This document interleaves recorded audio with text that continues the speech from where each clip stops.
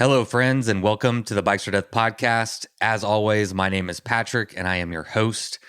And before we kick off today's episode, I would like to do something a little different. I'd like to tell you a story, and it's about me.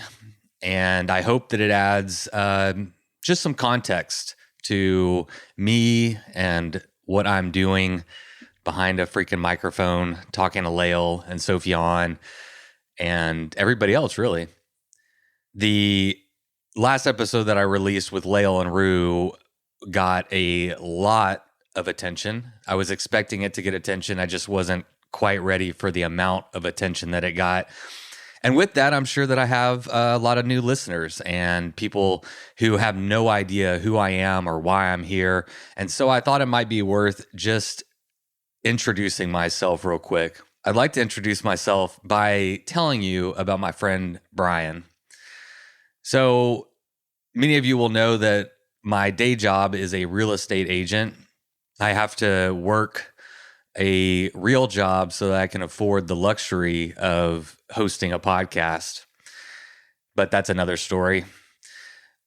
So Brian was a client of mine, probably started 8 years ago. I sold him his first property, and he is the quintessential Texas redneck. He looks like he works outside all day. He does work outside all day. He drives a big truck. He talks like a redneck. He acts like a redneck. But Brian and I, despite our maybe outward differences, became very good friends. See, the thing about Brian is that you would never know by looking at him, but he comes from a really troubled background with his family. His brother is in prison. Sister has problems. Family is... Anyway, I won't go into his whole personal history. But he came from a hard life. And he, at that time in our friendship, had been struggling with crippling anxiety for many, many, many years. And it was to the point that he was at many different times considering suicide, because even though, he was trying everything. He was trying good drugs, bad drugs, alcohol, no alcohol, exercising, going to therapy. He was really an active participant in trying to figure out what was going on with him. And he was a very thoughtful and a very kind person. And as I got to know him, who he was as a person was extremely different than who I thought he was as a person whenever I first met him.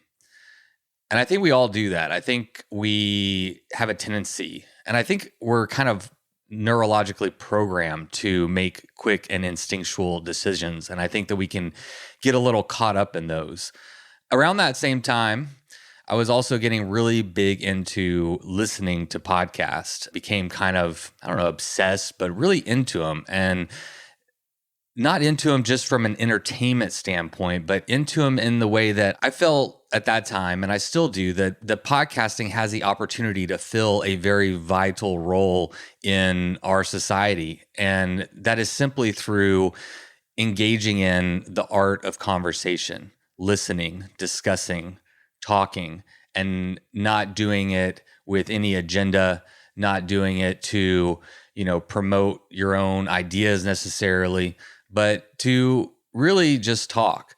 And Brian and I got to the point where we were sharing many campfires and many beers together, and we're having these really deep conversations. And I told Brian, I was like, man, we should start a podcast, with the whole idea being of if you looked at us and just like on paper, you wouldn't think that we would be friends. You wouldn't think that we'd have so much in common, or that we would be having the types of conversations that we were having. And the whole idea was that, let's show people that even though we have differences or may appear to have differences, we all have commonality. And the way to find that commonality is usually just through talking to somebody. And I do think it's important. I made a conscious effort to remove myself from engaging in online debates. That was a decision that I made 4 years ago whenever I started the podcast. And since then, I've done a pretty good job of staying off getting into arguments on the internet. As a principle, I just don't think it is the best form of communication. I think it strips away so much of who people are, and there's so much nuance and so much that's missing in those words on a screen that you're reading from a stranger that you've never met. And so this is all to say that at the core of what I'm doing, and that podcast that I did with Brian was called Not Totally Inaccurate. We did record a couple episodes. You will never hear them. They were never released. You can't find them anywhere. And that is when I learned how hard it is to actually host a podcast and to have these kinds of conversations that I wanted to have. And so, that is all to say that for people who don't know me, I came into podcasting from the perspective of wanting to have conversations, to listen to people and meet people and hear from them and learn from them.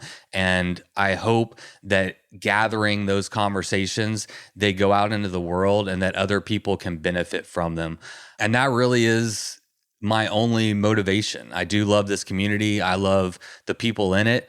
I don't love the way that we have handled some disagreements in the past couple years. And my only goal is to hopefully promote and elevate and give people an opportunity to share their stories and their thoughts and their perspectives. And it's been pretty rough the last couple of weeks. I don't want to put words in their mouth, but many people have been concerned to come on the show and to talk out on this subject. And it's all because of the way that people are discussing it. And to me, that is one of the saddest and scariest parts of this whole situation, is when people are afraid to share their voice, well, then we're not hearing them. And I think voices deserve to be heard. All right, well, story time is over. I hope you enjoyed story time with your host, Patrick, from the Bikes or Death podcast. And now I'd like to introduce today's guest, Sofiane Sehili.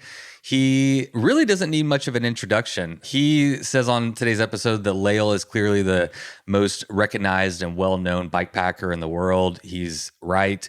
I would think that he's probably second. He's right up there. And not only is his visibility important, but Sofiane is an important person in our sport. He's thoughtful, he's passionate, and he cares about this issue. And he reached out to me on Instagram and asked if he could come on.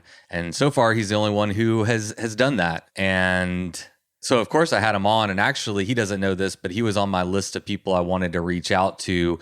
I had a list. I was going down it, and we skipped a few people and went straight to Sofiane. But anyway, I appreciate him coming on because, as I've learned, it's hard for people to maybe express themselves, maybe feel comfortable coming to a public forum and having these kinds of conversations. So I appreciate Sofiane coming on and sharing his thoughts on the recent AZT FKT controversy. And I hope that you enjoy this conversation as much as I did. First, if you would like to support these efforts and help me quit my day job so I can focus on creating more and better content, you can support the show over at patreon.com/bikesor death. You can sign up for as little as $1 a month and get access to all kinds of just great features and bonuses and extras. Yeah, I said it. Extras. Today's episode is also brought to us by a brand new partner, Athletic Greens. I started using Athletic Greens because I was looking for a solution to balance out all the nasty and the bad food that I'm usually eating when I'm on a bikepacking trip.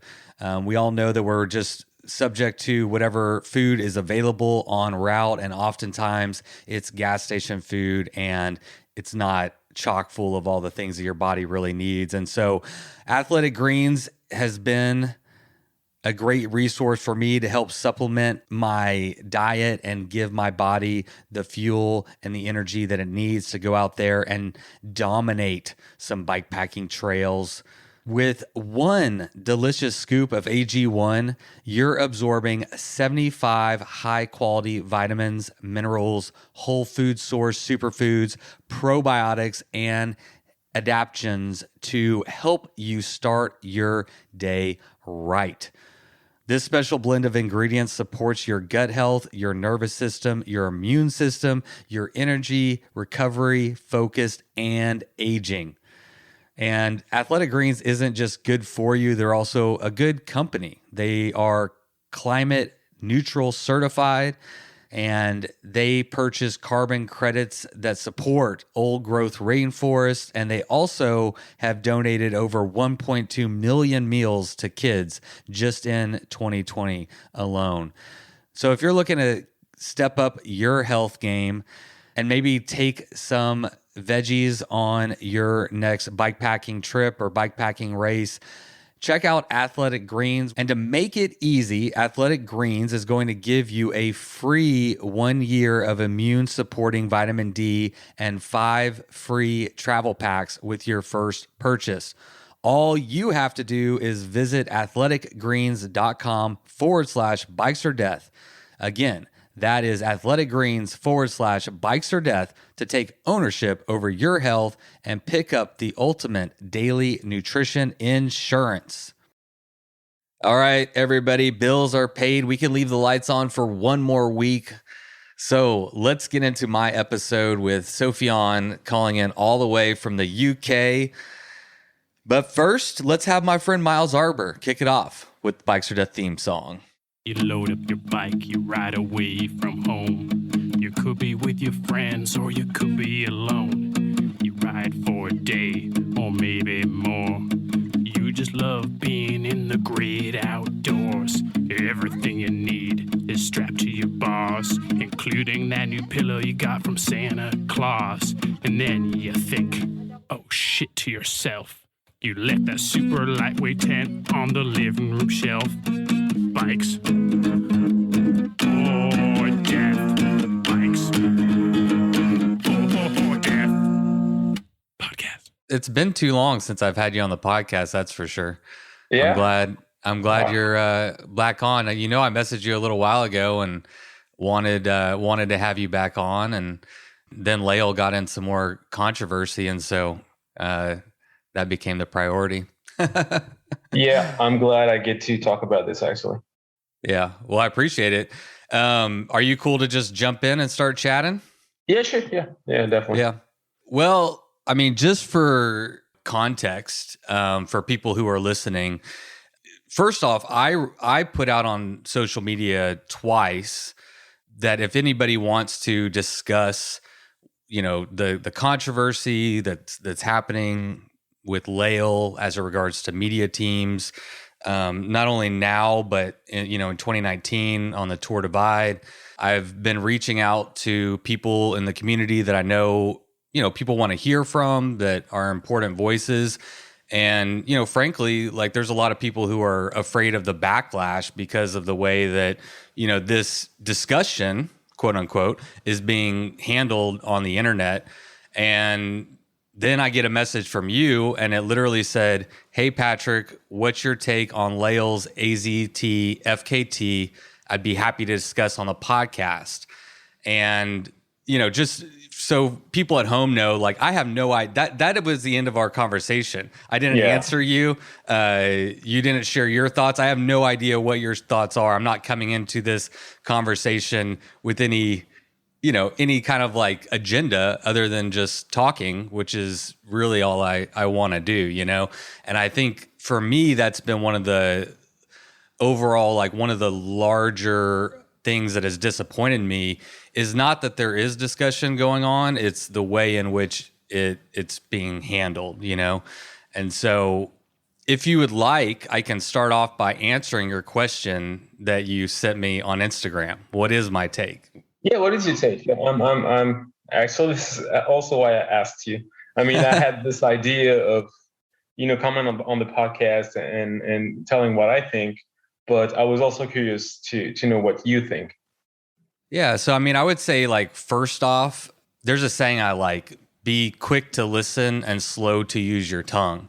And I think the biggest thing that, like I said, that's bothered me is that, especially if let's talk specifically about the AZT, FKT, there was so many accusations and so much, just shit talking on the internet. And Lael never weighed in. There was an article that came out in the Rativist that said it was solo self-supported along those lines. But, that's the Rativist. Those are not Lael's words. Lael never chimed in. And without her saying anything, without getting her perspective, there was all this stuff going on. And so, for me, like, I don't have a big...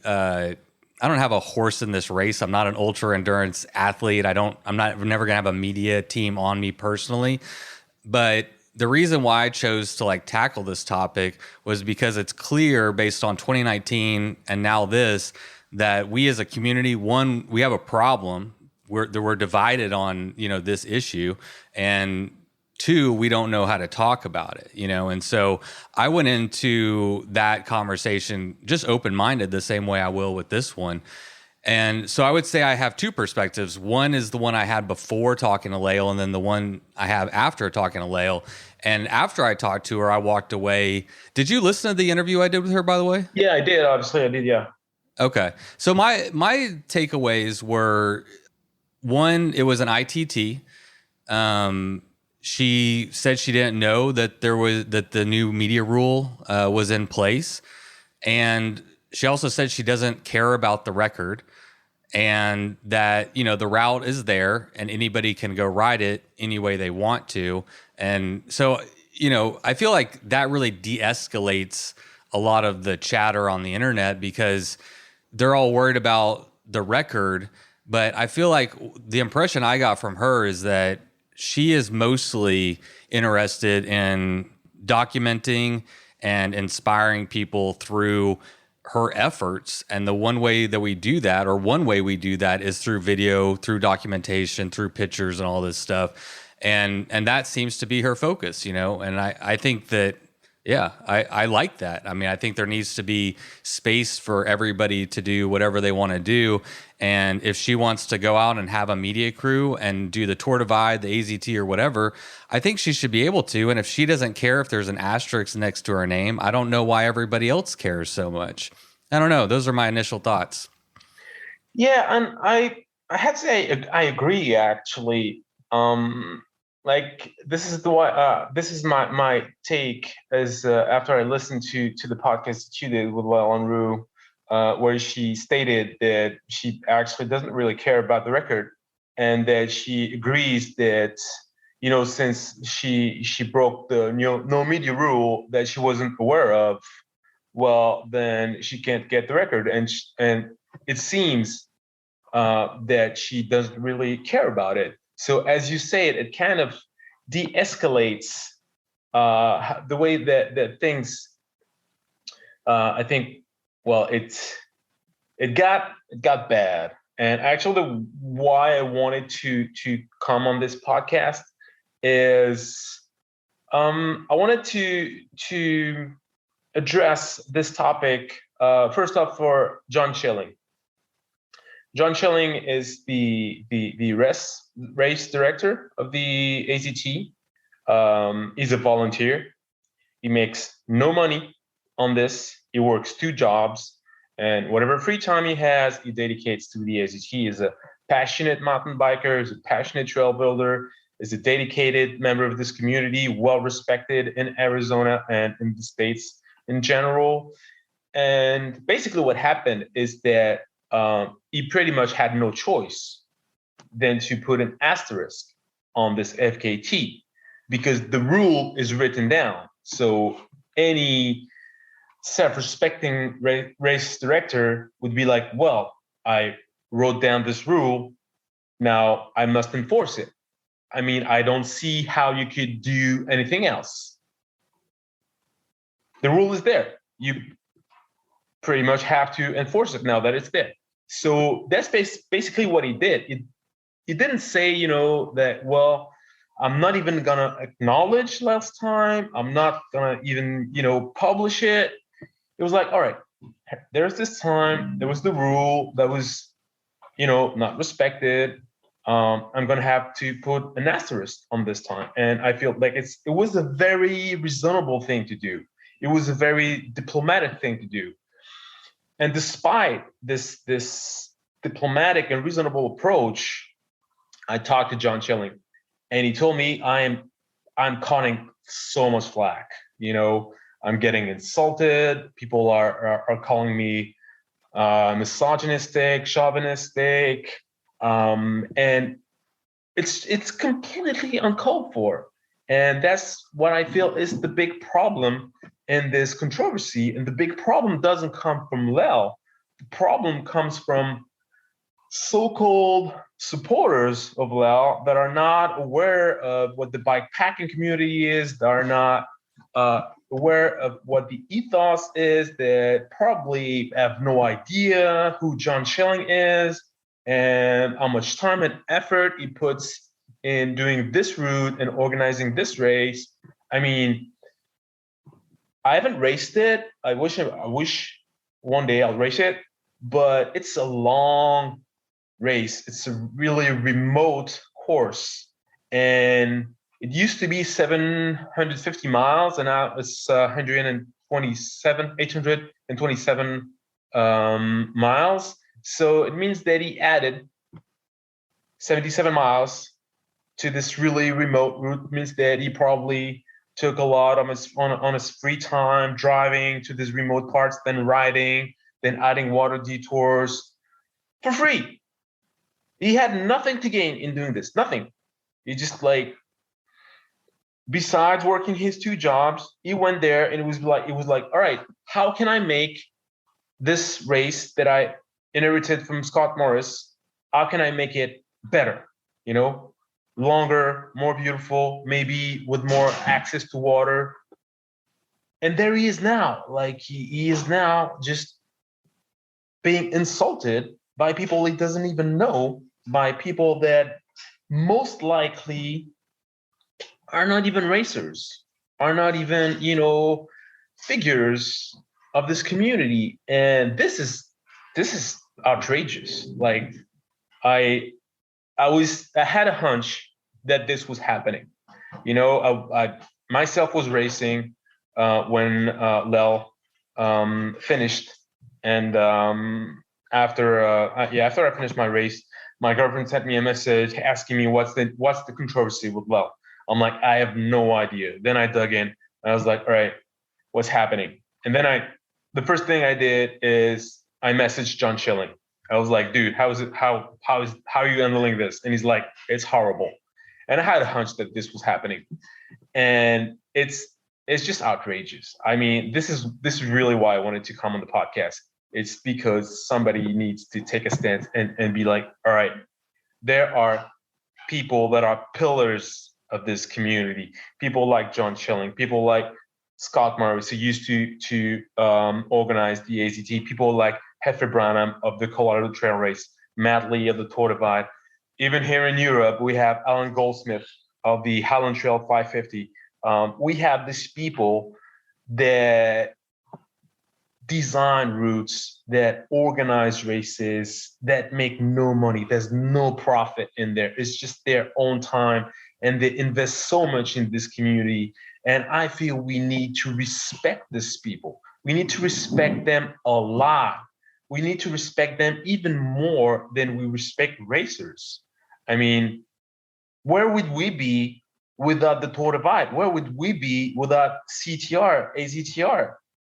I mean, we wouldn't even, this sport would just not exist, And this is not even a question of Lael. I mean, Lael, she did her thing. She was not aware that there was a rule. Then because of this rule, she got an asterisk. She's fine with it. All right, let's move on. But then just a part of this community, a part which actually I don't even know these people, because the people that I know, and I know a lot of these people in this community, whether it's here in Europe, over there in the States, we just agree that this is just going too far, and we are just losing it. Yeah. I'd like to, echo what you're saying about John Schilling, and I've also been chatting with him. I would like to have him on the podcast. He was the next person that I was hoping to have on. But he's dealing with a lot, and my heart goes out for him. I know I also put on a race. I mean, I've never created an 827-mile route, but I rode his Queen's Ransom route that's like 230 miles that's outside of Phoenix, Arizona. After we got done, Miles Arbor and I, we went and ate dinner with him and got a chance to just chat with him and get to know him. And what you said is a perfect description of John Schilling. He does this only out of the love of bike packing and the sport and the community. And to attack him in that way is completely out of line. Where I would be interested to get your take is, my take is that I am seeing the discussion, the way people are handling this on both sides, whether you're saying, fuck you, John, go Lael, or, fuck you, Lael. I mean, it's just going both directions, and that's not a productive way to handle anything. It's really, I think, damaging to our community as a whole. And that's why I want to talk about it, because if we can't talk about it, we can't get over it, and it's just going to keep coming up again, Yeah, man, and I mean, there's several questions that we need to address. I listened to the podcast with Lael, and that there's an interesting question there, is like, why is media not allowed on the AZTR or on the Tour de Bike? Should it be allowed? That's a debate that we could have as a community. That's not, I mean, the rule has been breached. The asterisk is here. Pretty much nothing we can do about it. I mean, and to put John doesn't care. I don't think John was being mean to Lael. She broke the rule. He did what he had to do as a race director, and Lael doesn't care. Let's move on. Exactly. All this shit talking is not good. We can start maybe as a community, just like asking ourselves, should we have more media in these races? It's a good question, but the thing is, Lael said, I'm doing this to inspire people. I'm doing this to show people that and that they can go out there and they can ride the AZT. And that's awesome. And I feel like she really took this responsibility. Like, she is by far the most followed person in the sport. She's like the number one, the top rider, that she's the person that inspires the most people out there. Definitely. I mean, it's not even close. So she takes this power that she has, and she's like, all right, I'm going to do this, and this, and inspire people to go outside and to discover. She called the AZT a treasure, and I 100% agree. I mean, I've not raced it, but I've seen pictures, and it looks absolutely stunning, and I wish that one day I will be able to race it. And well, she did it. She went there, she documented it, and it seemed it was the prime goal, was to inspire. And that I feel like when she goes somewhere now and she has Rue documenting her rides, well, she gets people out there. She gets people on bikes. She gets women. She gets girls on bikes. And that's awesome. I mean, that's pretty much the best thing you can do. And that's very positive. And then we can have this debate, which, like, John Schilling never said that you can't, document a ride on the AZT. You can definitely do it if you want. And then there's, all right, the media rule. If we talk about the prior or still FKT, the women FKT holder Chase, who said the FKT last year, if I'm not mistaken. Yeah, in the fall, I think. Yeah, she was like, well, I don't think we had the same conditions for setting for our rights. I mean, Chase was by herself, no media, nothing, just doing her own ride. And yeah, Lael did it with Rue and a couple of other dudes, Josh and Sean, if I'm not mistaken. And then you need to listen to Chase. And Chase is like, well, I feel since we didn't have the same conditions, then it's not the same, you know? And you can hear that. You can actually feel like, all right, maybe if Chase had a crew with her significant other on the trail, it would have motivated her in a different way. And I'm not saying that, Lael, on your podcast, she said that it makes no difference to her. The fact if Rue's here, if she's not here, it's the same. And you know what? I believe her. I absolutely 100% believe her. I think that I think I said this on that podcast with Lael and Rue, is that, I think some people could get a benefit from that, and other people it could be annoying, and other people it could be a distracting. I think, the way different people are going to interact with a media crew is going to be an individual type experience, And so I agree. If she says it's not support to her, she doesn't feel supported, I just take her at her word, Definitely. And I do as well. I 100% believe her when she says that it just doesn't change anything.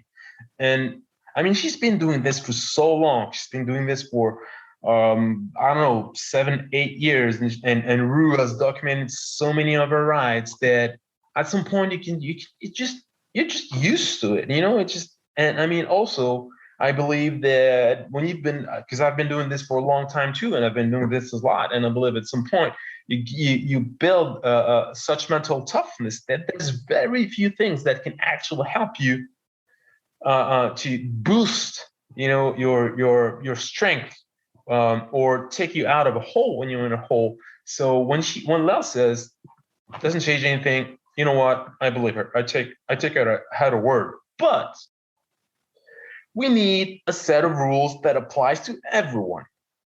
And the thing is, maybe, well, for Lael, it's not a boost, but maybe for someone else, it's going to be a boost. Maybe for someone else, seeing a friendly face somewhere that is taking pictures, is going to be like, all right, I was feeling down, and this section seemed like it was never ending. And now I see this friendly face. I see this person that is in the media crew, and I don't know. It can just sometimes all you need to just change the mood that you're in is just this little tiny thing, and then you can be like, your whole perspective is going to change, And so it means that even though having a media crew doesn't change anything for Lael, it could change, and it would change things for other people, which means that we need to address this question of having a media crew. Let me start. I agree. Let's get into this more and let's address it. Let's start with your own personal perspective. Yes, Lael is by far the most documented.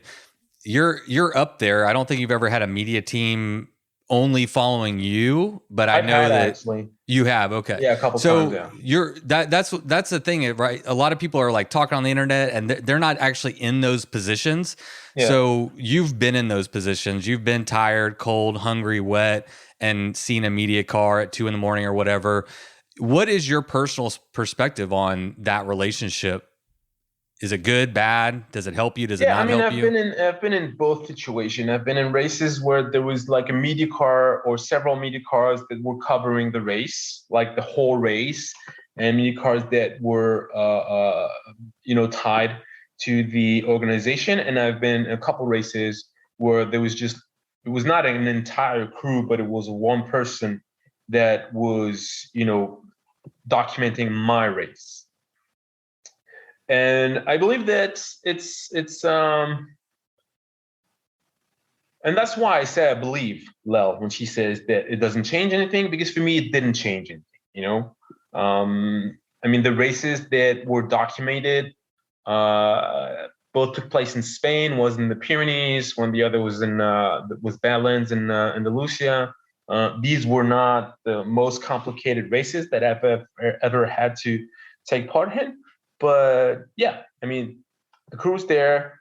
You pass by, you see them for about, I don't know, 10 seconds, 12 seconds, and then you just go on with your ride, you know? So it doesn't really change much for me as a person. I mean, that's my personal experience. Then you have maybe other races that are more difficult.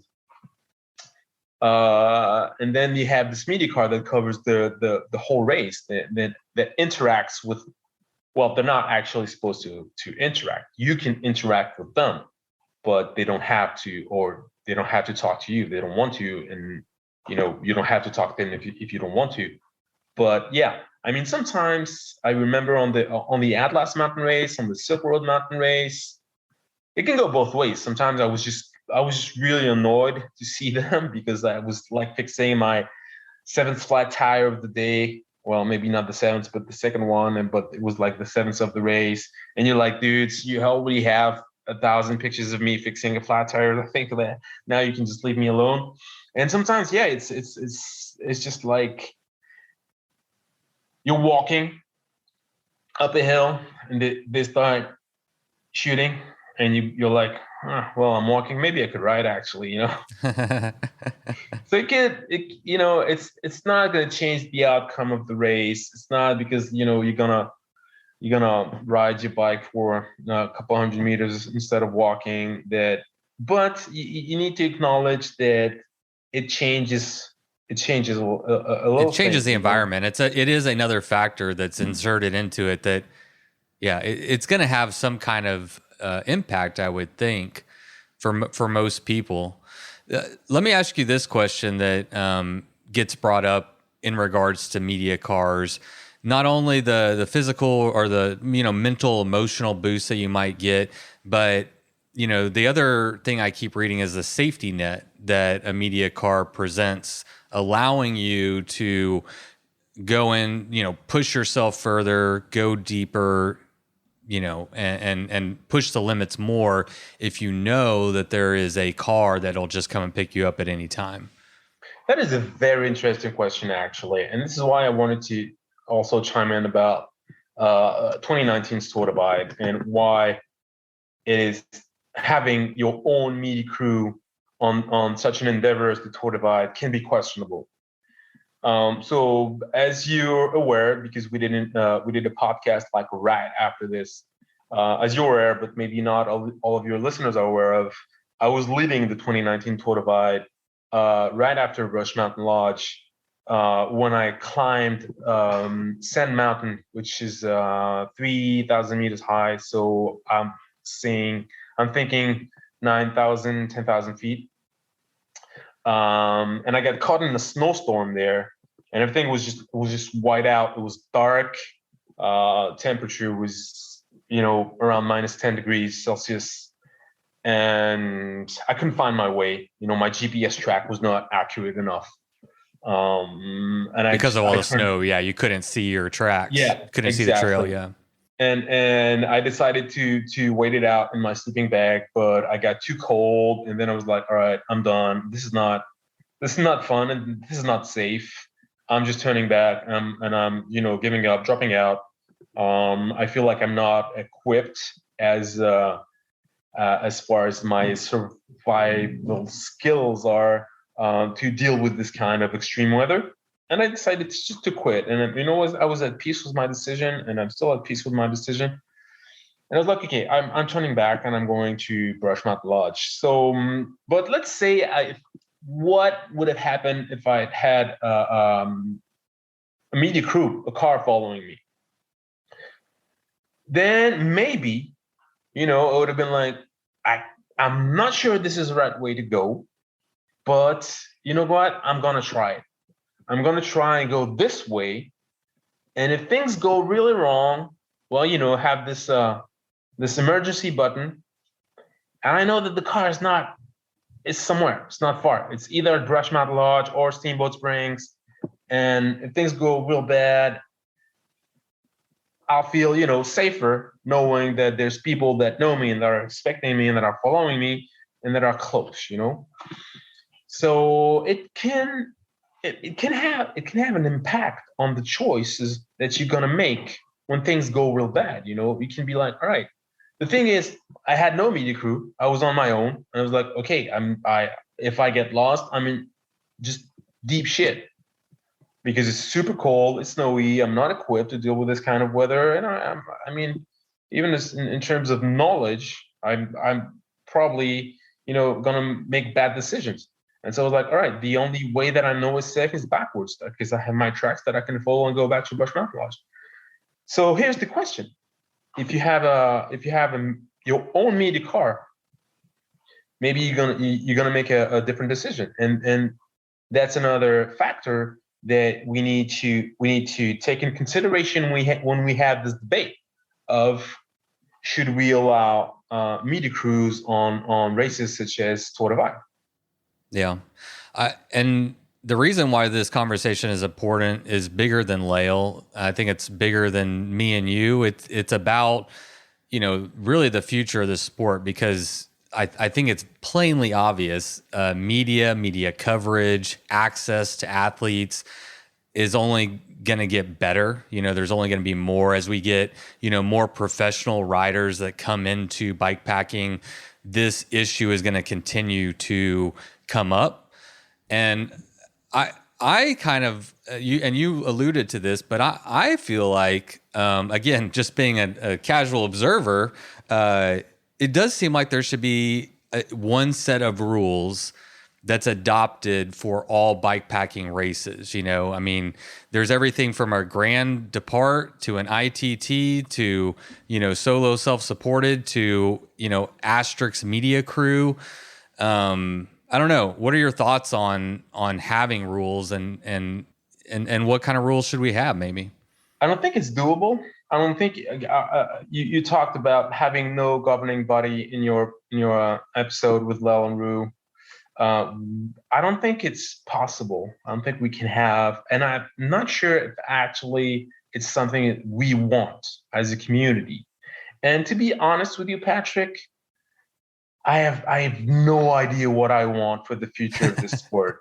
Because like if you're as a fan, say I'm a fan and I'm watching a race, I'm all for coverage. I'm all for having, the leaders having a camera put in front of their face and knowing what they're going through and just having images that I can put on the tracker. I mean, you're looking at these little dots on the tracker and you're like, what are they going through? And I'm all for it as a fan, just like being, he's not moving. Why is he not moving? Can the media crew check on him? Like, is he sleeping? Does he have a mechanical stuff like that? I mean, we are just like watching dots. We have no information and we want more. We are fans. We want to know what's happening. And then you have this, ethos of the Tour de Vibe, which is like, and I admire this shit. I'm like, this is like such a mythical race for me. Like we talk bikepacking all the time with all sorts of people, obviously, as I'm doing a lot of races. And a lot of people over in Europe have not done Tour de Vibe. And I'm like, this is the most awesome stuff that you can do because you do it. You're like, you feel like you're this great hero because you're doing it fast and you're climbing on the podium, and then you get to that border and no one's there and no one cares. There's like a Coke machine, there's a border guard that thinks you're crazy, and you get there and that's where trouble begins because you're fucking nowhere. Like you have to come back from this border because you can't go into Mexico or you're gonna get killed. And I love this. I love this idea. You're gonna get killed. Yeah, I love this idea that you're, doing something that is like so heroic, and that it ends with just nothing. Yeah. And I like that's like that's the roots of this sport. Oh, 100%. And it's so romantic. It is. I mean, it's such a beautiful and romantic idea, but the sport is changing. And it is. And that's the unfortunate and the fortunate part. I mean, it is growing. A lot more people are interested. With that is going to be change. And again, as we grow as a community and as we face whatever challenges come up, I think we need to do a better job of like talking about them and figuring out, you know, a better way to do X, Y, or Z, whatever the challenge may be. In this case, it's media crew. But I'm with you, man. I think so many of us are very attracted to that idea, right? I mean, John Stamstead, and was it 93 or whatever, going out there and be doing it, you know, with nothing, just going out and doing it with like a shitty bike and no one's there and nobody knows and nobody's cared, but he's only doing it because he wants to. I mean, that's just fucking cool. And you can't beat it. It's special, but you know, we are here. There are cameras. So we got to figure out how to. The money is coming. The money is coming and you can't stop it. And the money is here. And I mean, I am a sponsor rider. I make my living doing bikepacking races and trips. So I know the money is coming because I'm lucky that I get, you know, some of that money. And it's just the best thing in the world. It's just, I'm over the moon that I get paid to ride my bike wherever I want. It's like I could have never dreamed that this would happen, and now it's happening, and I love it. I mean, what can I say? Like, it's, people think that it's the best job in the world, and it is. I'm not gonna lie, it really is. Yeah. But yeah, I really don't know what to think, because I mean, the thing is, the money is coming. You can't stop the money. And then I'm like, all right, I have the money, and I know obviously other racers that are sponsor riders, and I know them well. I know them as, you know, competitors and friends. I know the athletes. I know the men, and I'm like, all right, I'm not questioning these people for 1 second. I know these are top athletes, but I know their values, and I know, despite the fact that we are now professionals, there will be no cheating. I feel that right now we are at a point in bikepacking where the sponsor riders, I have zero doubts, absolutely zero doubts about their integrity. The same that I have no doubts about Lael's integrity. When people say, well, the media crew, they help her, that's bullshit. That's bullshit. She would never. I mean, I don't know Lael that well. We chatted a little bit at Rush Mountain Lodge during the truth in 19. I just know that we have, you know, the same, you know, bike touring background, that we're doing this for the same reason. We just love being outside. We just love riding our bikes. And saying that she cheated, saying that, you know, someone from her crew gave her cheesecake or stuff like that, that's just ridiculous. I mean, these people that are saying this, they're just like covering themselves in ridicule. I shouldn't even address this, but I'm doing it. But the thing is, like, yeah, I mean, if the money comes, and if people that are, you know, outside of bike packing right now, and they see the money come in bike packing, and they're like, I can make a buck doing this, you know, if I take PEDs, if I you know how not to sleep and stuff like that, and then that's the danger that we have when a sport gets, you know, when we start having professional athletes. Because it's one thing to do a race for fame and glory. It's another thing to do a race for, I don't know, $5,000, $10,000, $15,000 for a sponsoring contract. And this is something that I'm afraid of. Definitely, this is something that could happen, and I don't know what to do. I honestly, and the same way that I don't know what we should do with the media. I hear what you're saying. I don't know what to do either, so I'm just talking. The only reason I like the idea of a governing body or a set of rules is because of what you're talking about, the future and what's coming and how this sport is evolving. Well, that's going to mean, you know, more organizations, more people with all kinds of motives that may want to come in and establish something. So I'm almost like, shouldn't we as a community, be proactive and have these conversations and figure out, a way to address these types of concerns as a community now before, outsiders, quote unquote, come in and, do it for us essentially, I think that probably what's going to happen, and it may not be a bad thing, is that we're going to have commercial events, organizers that are professionals at doing this. And I'm not saying this in a bad way at all. I mean, I feel like some of these races are organized in just a top-notch fashion, just at the highest level. I've been lucky to race the races of Nelson Trees, which is Atlas Mountain Race and Silver Mountain Race. These are absolutely amazing experiences, and I have no problem whatsoever with Nelson Trees making a living out of doing this. First off, it's a lot of work. Second, it's just like he's making people live a dream, So I have no problem with this, but I also like the idea of having, these historical races that are at the root of the sport, that gave birth to the sport: Tour Divide, AZT, CTR.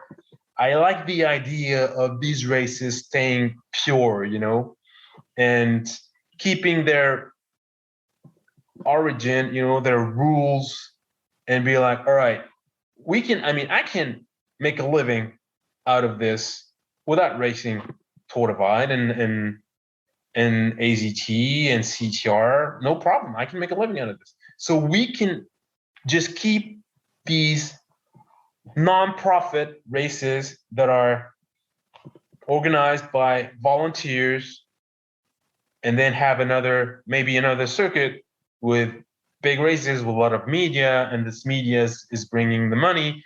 But I don't think we need to have like a uniform professional bikepacking circuit. I like what you're saying. Do we really need a governing body when we have there's basically a set of rules that is very simple: solo, unsupported, no drafting, no outside assistance, no caching. Basically the rules that you have on the Tour Divide right now, you find them in any self-respecting bikepacking race, I feel. And just probably the only difference is the presence of a media crew, but it's something that it's not necessarily a bad thing. I feel like a lot of people are living the races in a very different manner since the media crews are here, and they get live updates and pictures and Instagram stories, and we don't have to have this uniform way of covering the races and racing them, and we can kind of keep the same situation that we have now,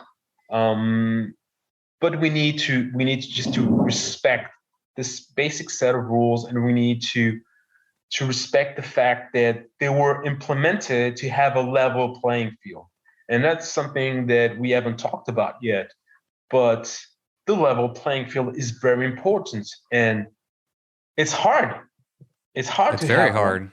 Very hard. Do we have a level playing field when I am a professional and some other guy is going to show up at Tour Divide and he's taking, I don't know, 3 weeks of work and just racing on his own money? I'm going to show up for Tour Divide this year, and I'm going to come like the full 8 days before the race just for jet lag, and that's a luxury that I can have because I'm a professional. But like if you're just an amateur and a working man, you can't do that. You can't take 4 weeks off work and then just get to Calgary a whole week or whole 10 days before Tour Divide. And so it's it's very hard to have a level playing field, but we need to do whatever we can to have one, and that's why the media crew, like the personal, the one that is out there to follow one athlete, is one thing that we need to question. We can maybe at some point start dreaming of a tour divide official media crew. Maybe it will happen someday. I'm not saying it's something that should happen. I'm not saying I want it to happen. Oh, buddy, I mean, at this point, we're not very far away from having drones following Yeah. each individual. I mean, I don't know. I'm not advocating for that at all, but I'm just saying, I mean, the reason why we're talking about it is because it's going to keep coming up. It's not going away. Yeah, but the level playing field, and this is I think this is what Chase, the AZT FKT woman holder, was trying to address on Instagram. She was like, I feel like this is still my FKT because the playing field was not level. We didn't have the same set of rules, and I feel like we should hear what she has to say. That basically she's saying, maybe if I had friendly faces along the way, I would have pedaled faster, and maybe it's the case. Yeah, I mean, no one's taking her FKT away, are they? I mean, she is the No, FKT. absolutely not. It's just and again, I feel like it's sometimes useless to have this conversation because we are talking about trolls that are not part of this community, and that their voice doesn't even count, and they're just like, they're messing everything up when there shouldn't be a controversy. John Schilling said, all right, I'm sorry, there was this rule was breached. I'm going to acknowledge that last time. There's just going to be an asterisk just to say, all right, this FKT was done with media, and that's it.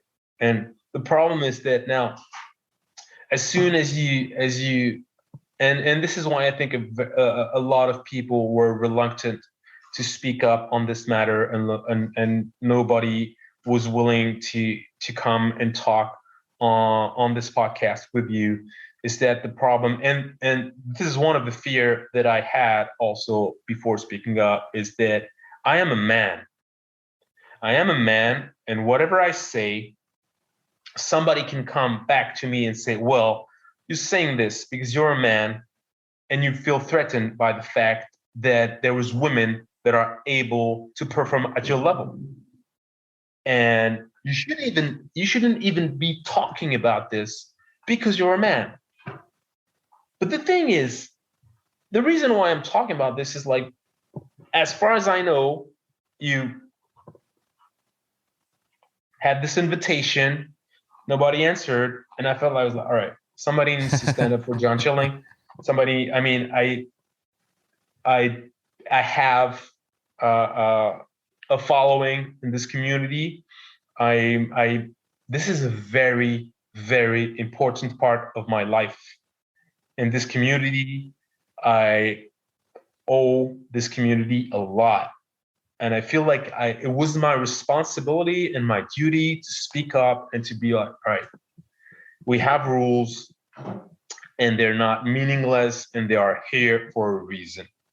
And I want to say, I mean, to whomever is listening to this and be like, you're just a dude that is jealous that, a woman is getting much more attention than you. Well, you know what?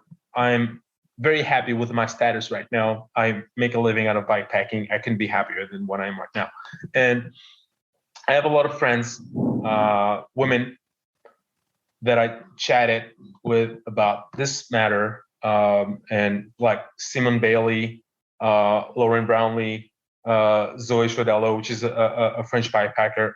And they were like, yeah, I mean, you should go out there and you should, tell it like you think, and you should tell it like we are backing you up. We are women, but it's not a gender issue.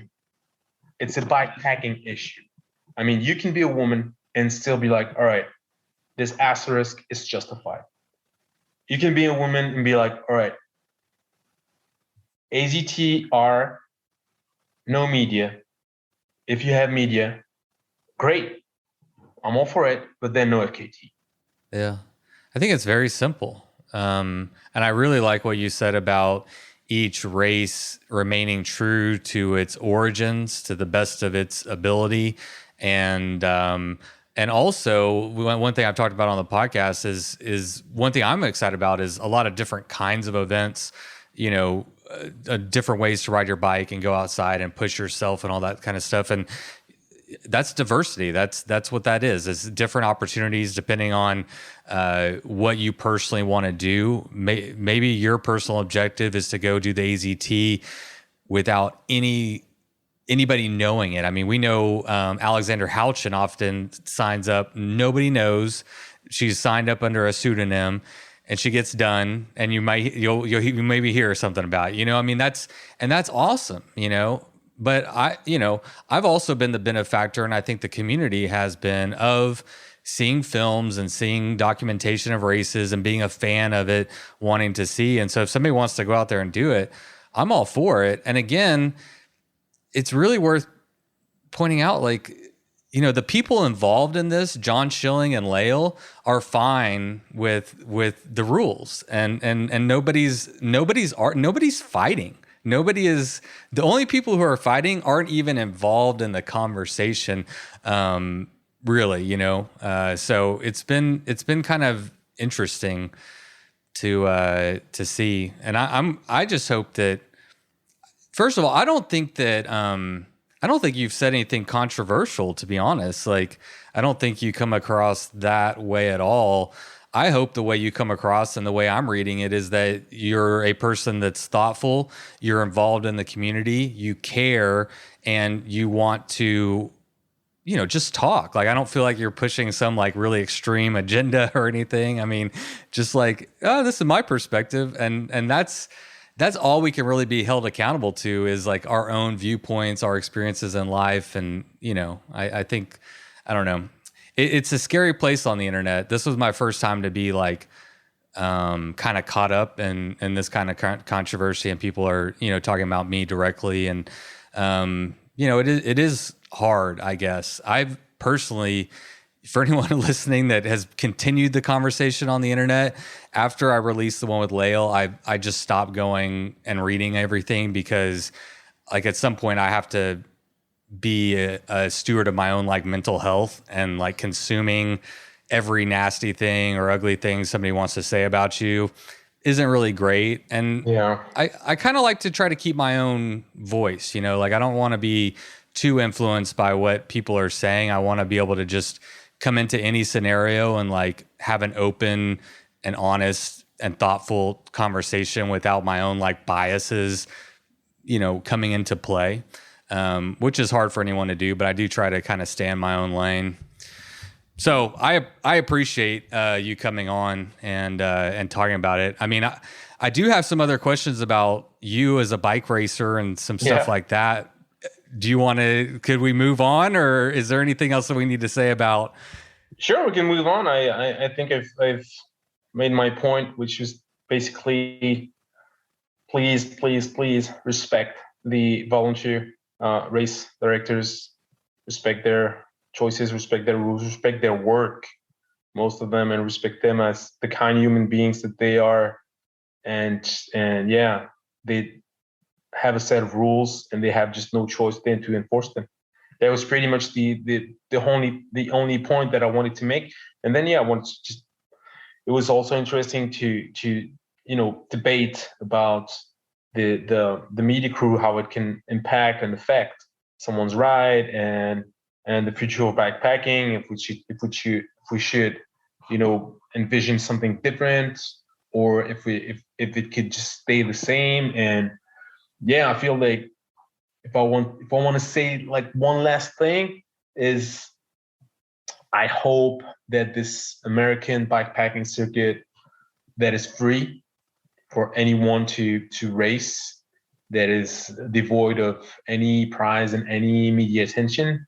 I do hope that it's actually going to stay this way, and if you want to be a professional backpacker, there's going to be a ton of races that you can do that are high profile, that are going to get you a lot of attention, and if you're successful and if you're a good human being, then you're going to be able probably to get sponsors and be, make a living like it happened to me.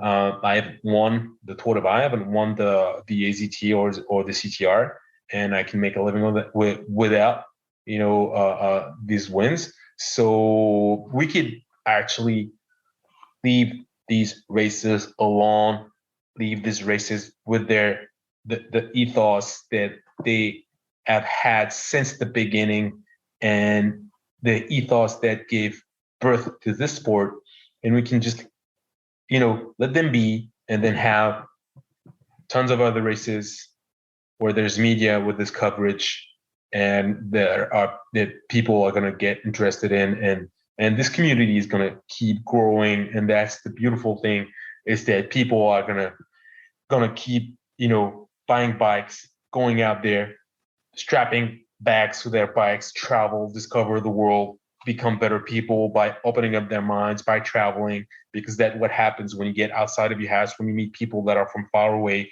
and you start to understand a lot of different things, then you can become a better person. And I feel that that's what's going to keep happening thanks to bikepacking, because bikepacking is a beautiful thing.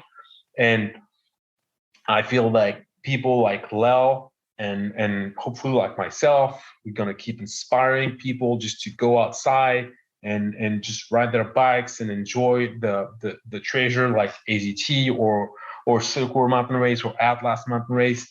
And that's pretty much everything that I hope. It's that we're going to keep going. And when we need, we're going to be able to have a debate about what the sport should be as a community, but it needs to be done in a way that is peaceful and that is thoughtful and that is just intelligent. I agree. And I appreciate you adding your own thoughtful comments to the discussion.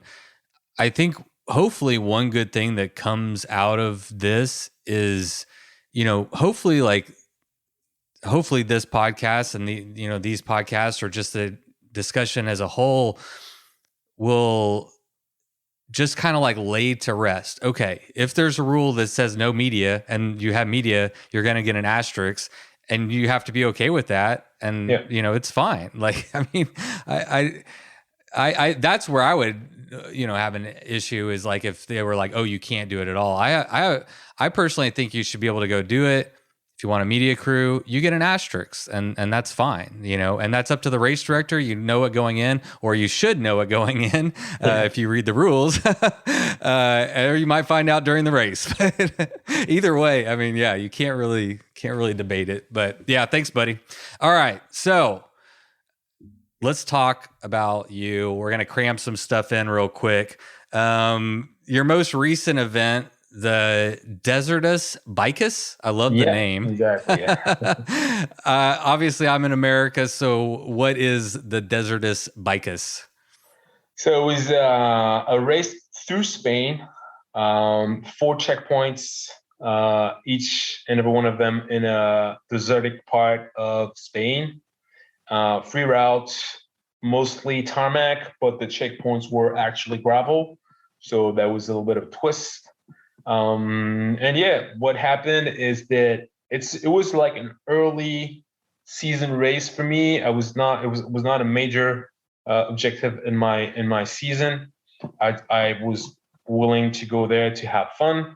Race 24 hours, had no fun at all. Just flat roads, had crosswind or headwind, really strong. Cold, rainy, boring, not particularly beautiful in terms of landscape. And I was like, this is not what I signed up for. This is not my kind of fun. And after 24 hours, I stopped in a hotel, sit down for a steak dinner, then grab 8 hours of sleep. And I was like, I'm just done racing. I'm just gonna ride. instead of race. And this way, I'm gonna have a better chance of enjoying myself. So slept 8 hours, woke up with the sun, went out. Beautiful day in Spain. It was not windy at all. Scenery got much better, mountains, and I was like, yeah, now I'm having fun. And as I was having fun, I was riding faster. As I was riding faster, I was catching people, and then I got caught up in this competitive thing again, and I just kept riding straight onto the finish for about 36 hours, and I ended up in second position. So that was fun. Yeah, I read that online. I mean, two things stood out to me. One is that you slept, and you're well known for going, Yeah. several days without sleeping. It's really, I think, one of the things you're known for is as a strength of yours. And so the fact that you slept for 8 hours on a race was, I got a little chuckle out of it, to be honest. But the kind of badass part about it is that you like slept 8 hours, you still came back and passed a bunch of people and got second place. I mean, that's pretty wild. That was a fun thing to do, I have to say. Do you think you Yeah. might sleep more? Was that Absolutely not. When it's gonna matter, when it's gonna be things that are really important in terms of objective in my season, yeah, I'm gonna be much more focused, and I'm not gonna allow myself to sit down for a steak dinner and then shower for 20 minutes and then have 8 hours of sleep. This is not gonna happen on Tour de Vibe. There's no way it's gonna happen. Yeah, I didn't think so. One of my questions was that if you're a full-time bike packer now, and you've answered that through the interview. I think last time we spoke, you were still doing Bike Messenger. Yeah, I've been a full-time bike packer for a year and a half now. It started in 2021, the beginning of 2021, where I'm lucky enough to have a few brands supporting me and allowing me just to focus on bike riding, which is training, traveling, racing, and as I told you, it's just a dream come true. Yeah, that's crazy. Congratulations. I mean, yeah, I personally am excited whenever I see like you and Lael and people who are finding a way to get companies to just help them live out your dreams. I know getting money involved kind of makes things, money makes things funny, I like to say. But you still have your own personal integrity, right? Like you can still choose which brands you want to work with and represent.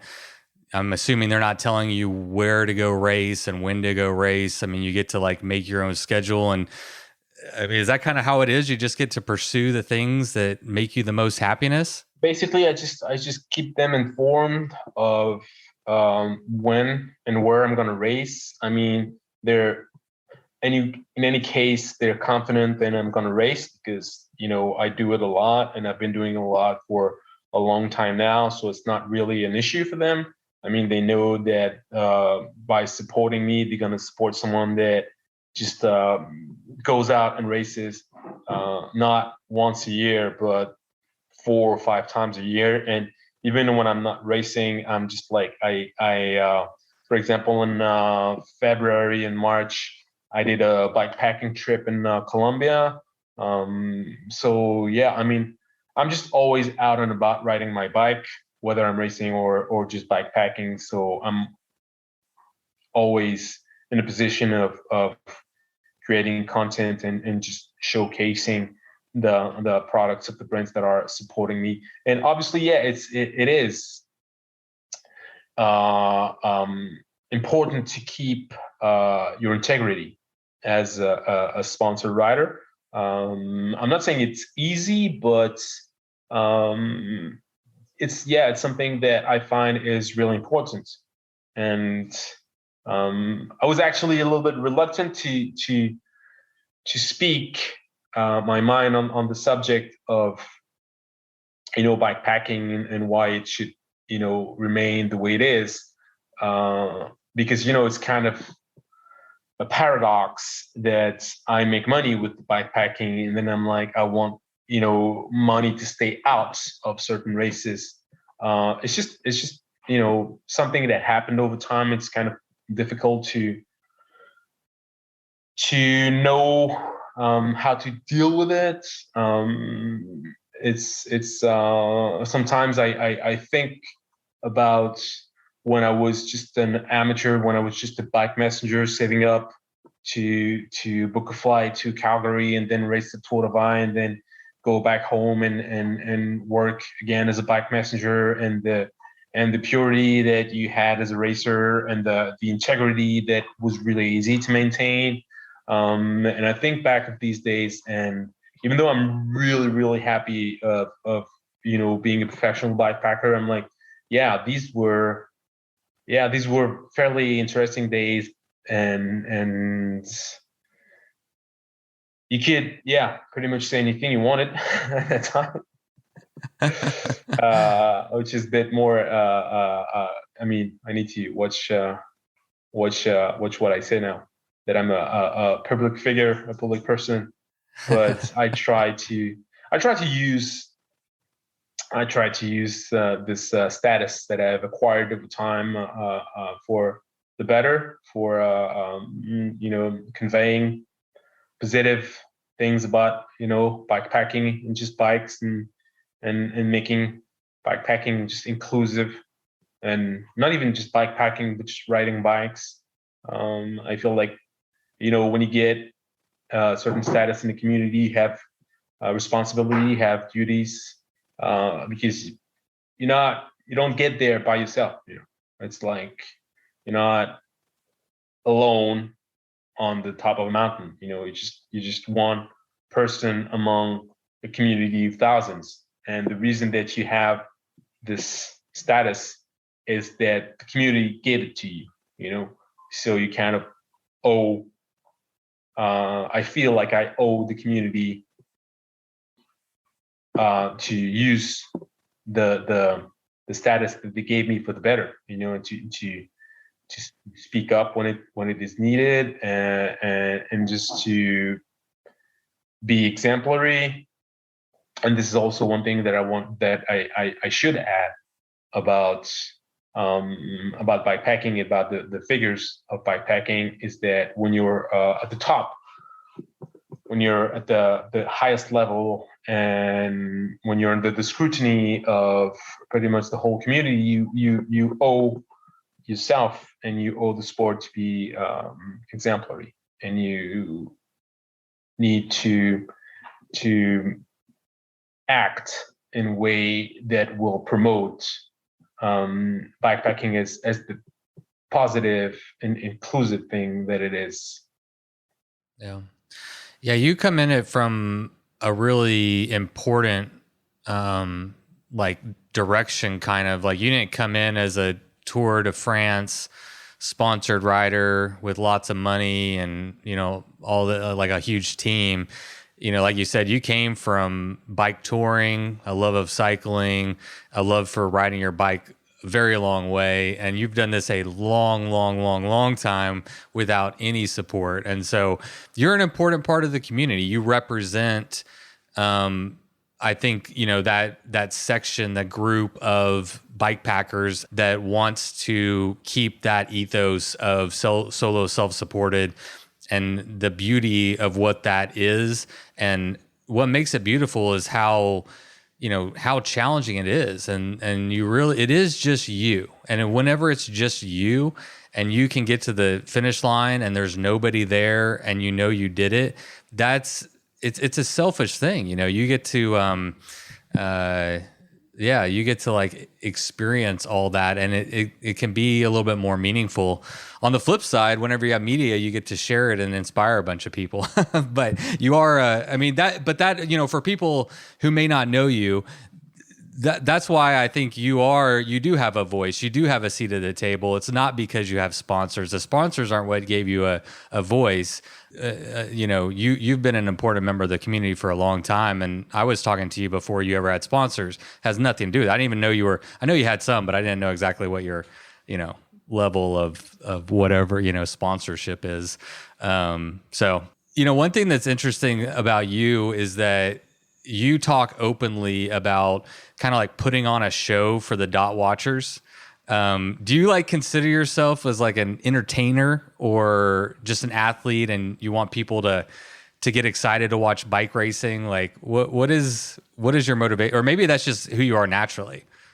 I do consider myself an entertainer, and the reason I race is not to put on a show for sure. But when I race, if I can put on a show, I will do it. I like to do it. I like to know that the dot watchers are having a kick watching me race. And yeah, definitely. Like when I was racing the Zotas bikers and I was doing the Pac-Man, I think I started from 15th position and caught pretty much everyone except for the winner. I was I having love a that kick doing it. Pac-Man, by the way. I've never heard that before. The Pac-Man position, going around gobbling up everybody. That's great. Yeah. And yeah, I mean, I certainly was thinking of the dot watcher at that time. I mean, I love it. I just love to know that the dot watchers are watching the race, and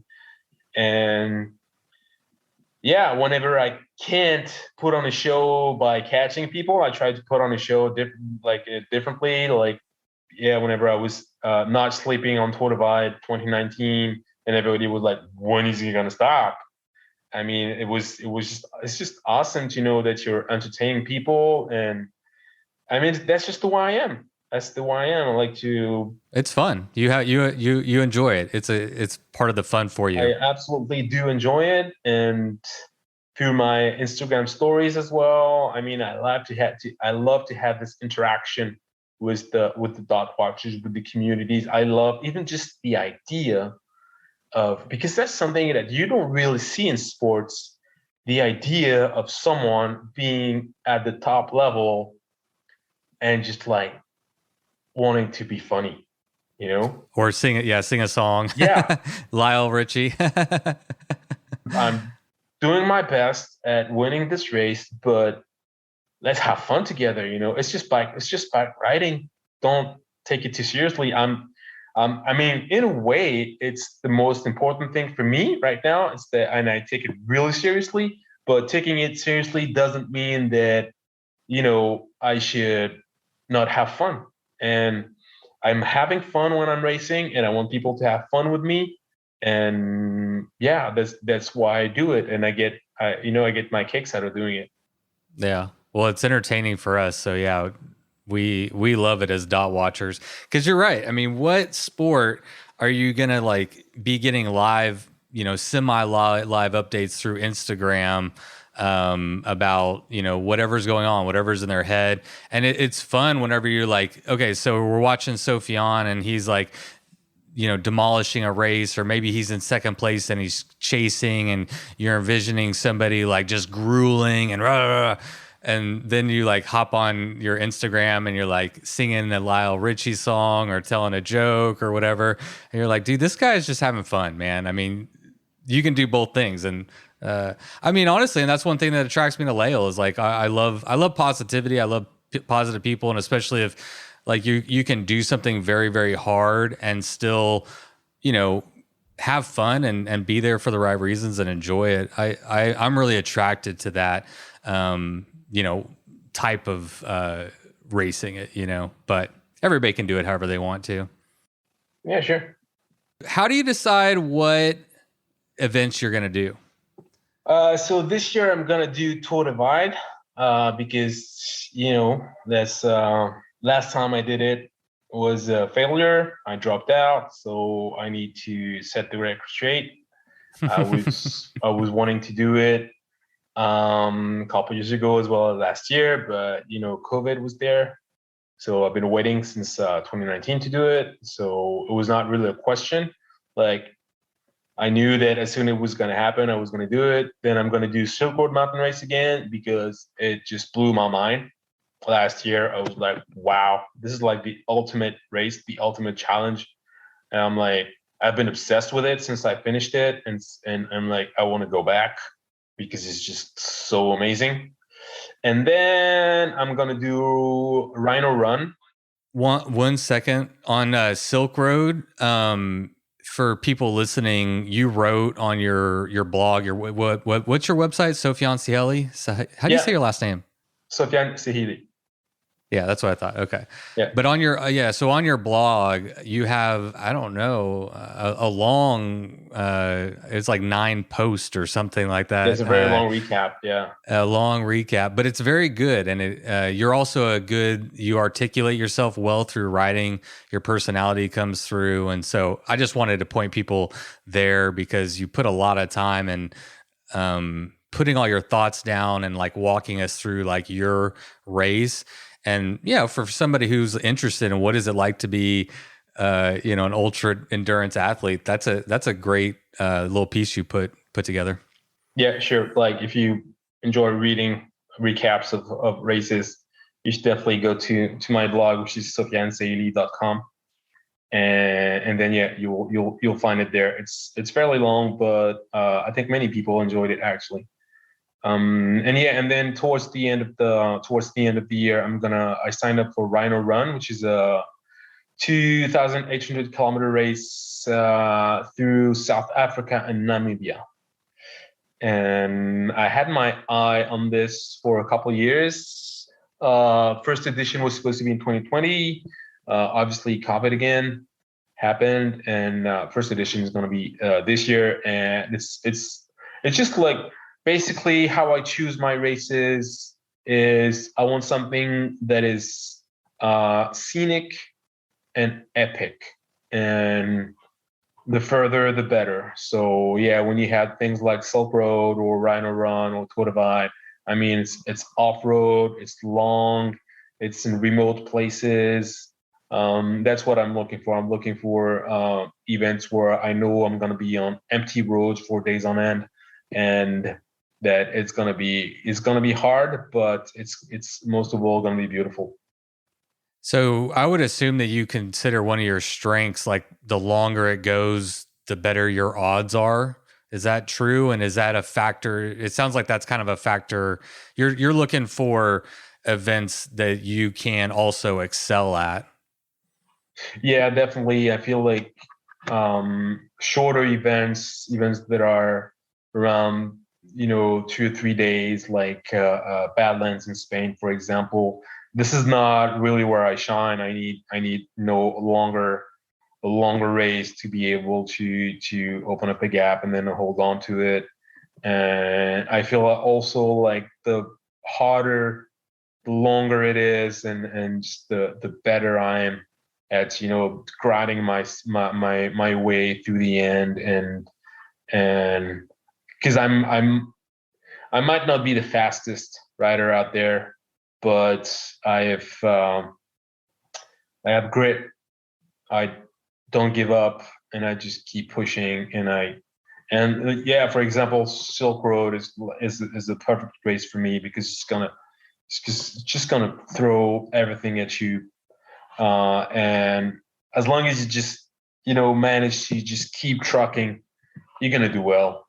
You're gonna do well because so many people are just gonna stop because they're just gonna be so fucking destroyed by the race. Whereas, yeah, I mean, and if you look at the people that did well in Silk Road Mountain Race, it's not that they were fast; it's just that they kept trucking no matter what was happening. So, Tour Divide is obviously next on your schedule. I would have to assume you're thinking about it heavily, training for it heavily. What does training for Tour Divide 2022 look like for you right now? So yeah, I just did a race. So now I'm recovering from the race. But I mean, the preparation began way back in the winter. I rode a lot in January.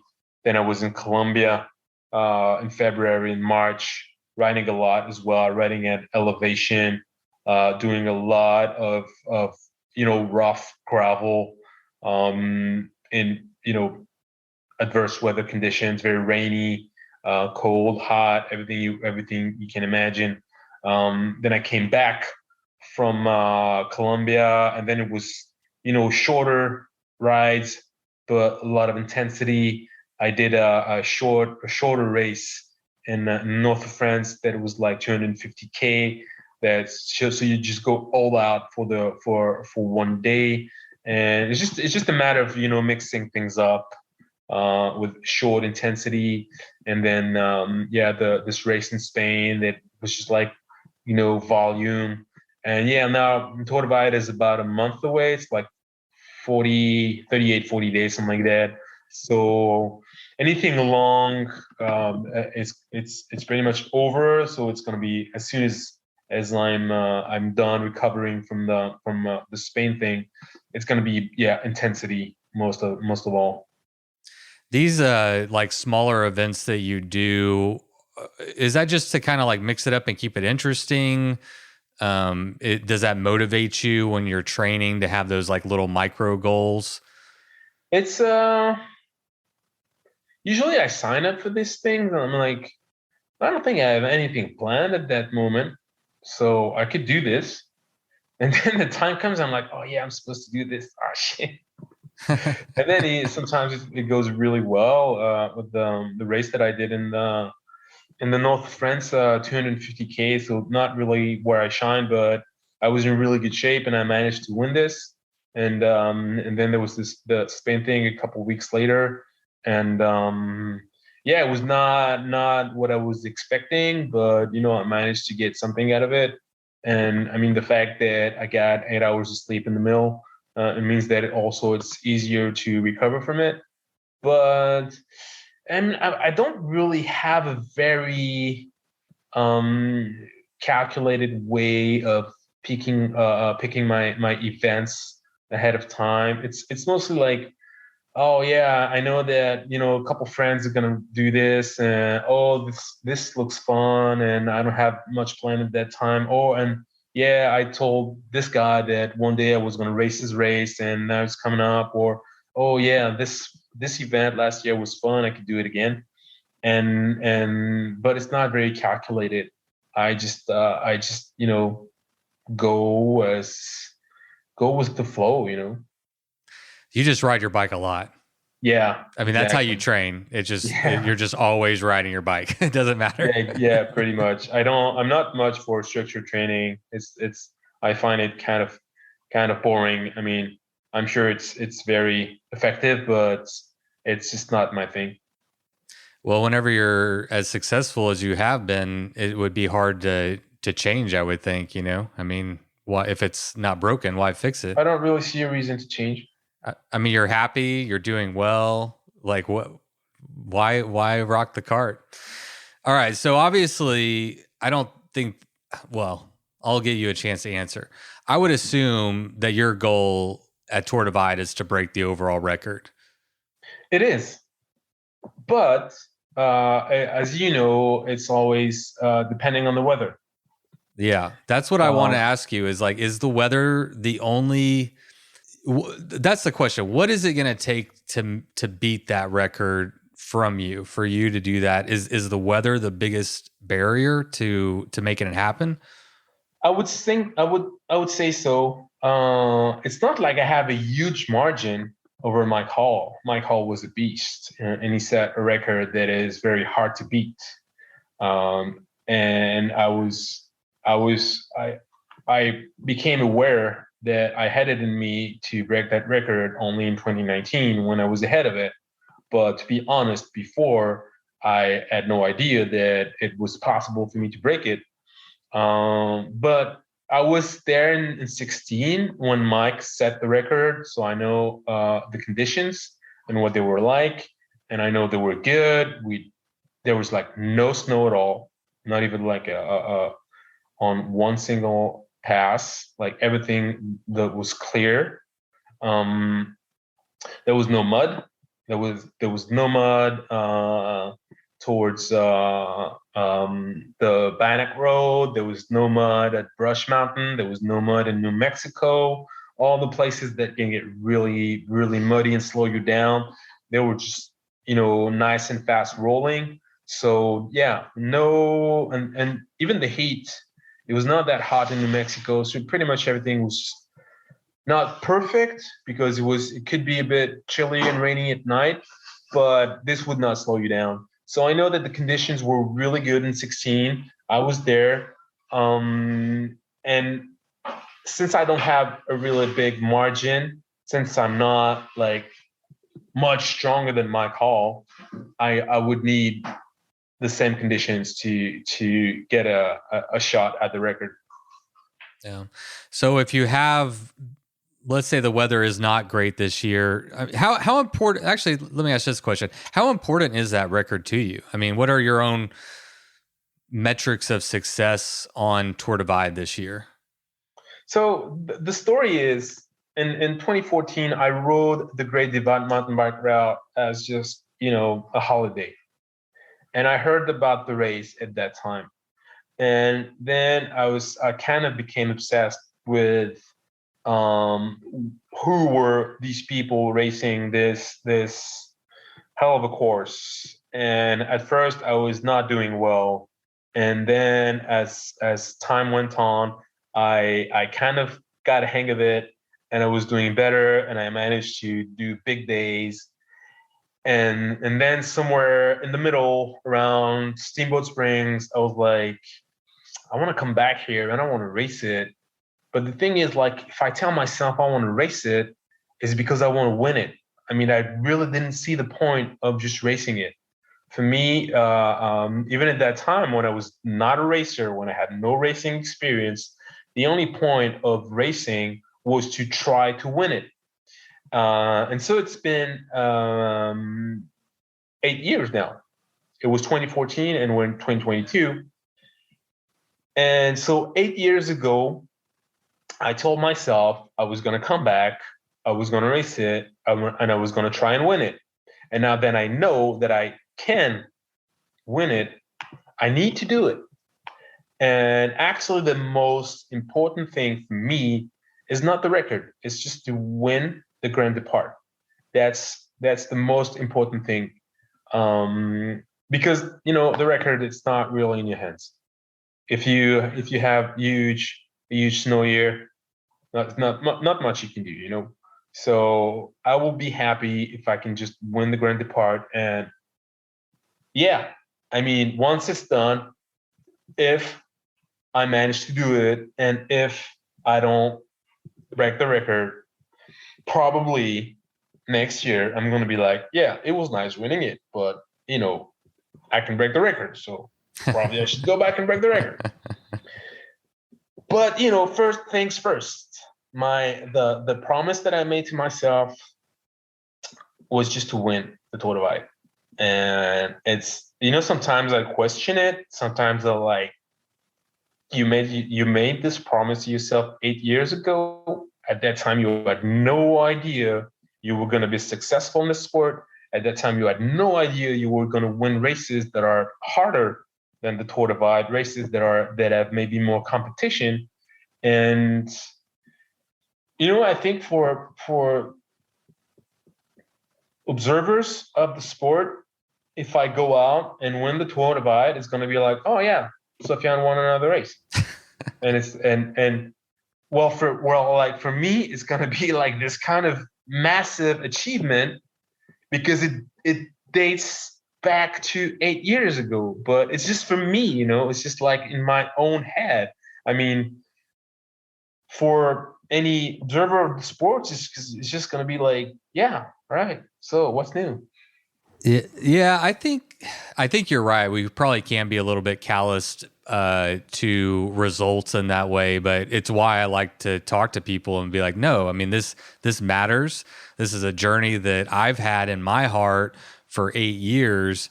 And the thing about these long distance events is, like, you have to have your own personal internal motivation to go and do this for 9, 10, whatever. Well, I guess Tour Divide would be closer to like 15, 16, 17 days. But, you have to have your own like internal drive to get you out there and to be successful. I don't know how anybody could only be motivated by, like, let's say money or fame or whatever for 2,700 miles, Yeah. It doesn't seem like a recipe for success on a long event. But actually, it's funny because it's similar to Lael's experience on on the AZTR when she attempted it in 15 and had to pull the plug, and then she came back this year and she finished it, and that's why it was so important to her. Right. These races. I mean, for somebody that is outside of Lael's mind, she's like, oh yeah, Lael just did an APAT on the ACT. What's new? But then for us racers, we put a different value on some events depending on the history that we have with them, and yeah, there's going to be a lot of pressure for me, but it's just pressure that I'm going to put on myself, because basically I feel I am now at a stage in my career where I don't have much to prove. People know that I can win races, people know that I'm strong, and if I fail or whenever I fail, it doesn't change much. It's still still me. It doesn't take away anything that I've accomplished away from me, but for me it's going to be like so much pressure, because it's going to be like, all right, 8 years in the making. Now is the time to do it. Now is the time to not fuck it up. Yeah, you're going to be feeling that internal pressure. So, I mean, we talked about your 2019 run when you got stranded on a mountain pass. For anybody who hasn't, go back and I don't remember what episode number it was, but in 2019, it was actually pretty epic. I was able to, like, I'm watching your dot. You go up the mountain pass, you're like searching around on top of for a while, and then eventually go back down to Brush Mountain Lodge and cancel your race. And so I actually like talked to you while you're at Brush Mountain Lodge, like a day or two after you quit, while the Tour Divide is going on. So, from like a dot watcher standpoint or whatever, it was pretty exciting to like be able to talk to you and get that out while the race was still going on. So that was a pretty special interview that I still really stoked that we got to be able to do. But my question for you is, going into this year, how, if at all, does 2019 linger in your head? Will you be more prepared? Will you carry different gear? Do things differently? I don't know. I'm pretty sure I'm not gonna get stranded on the same mountain now. Maybe a different one. even if there's a lot of snow, I'm probably just gonna carry just a simple I don't. I forget the word in English. Compass. Oh. Yeah, just a compass actually would have helped me, because I would have been like, all right, this is the direction where I'm supposed to go.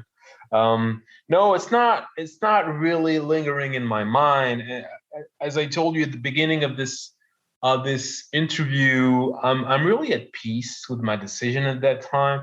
I don't really think about it. I'm like, I know why I turned back. I turned back because it was no fun. It was just like, it was not why I had came for.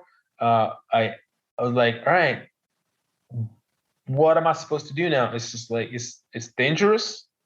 I'm willing to sacrifice a lot of things for bikepacking races. I'm just not willing. Like, the ultimate frontier for me is, I'm not willing to put myself in danger. I'm not willing to risk my life for this, because it's not worth it, And basically what happened is, like, I was like, yeah, Tour Divide is going to happen next year. Well, it didn't, but I was not supposed to know about the pandemic. But yeah, Tour Divide is going to be here next year, and the year after that, and then there's going to be a lot of Tour Divides. And you don't have to do this now if you don't feel like it. You don't have to do this now if you feel like it's putting you in danger. If it could actually, maybe kill you, you don't have to do it. And I was like, all right, if I don't have to do it, I'm not going to do it. But no, I mean, I learned a lot during this Tour Divide, and I learned a lot afterwards.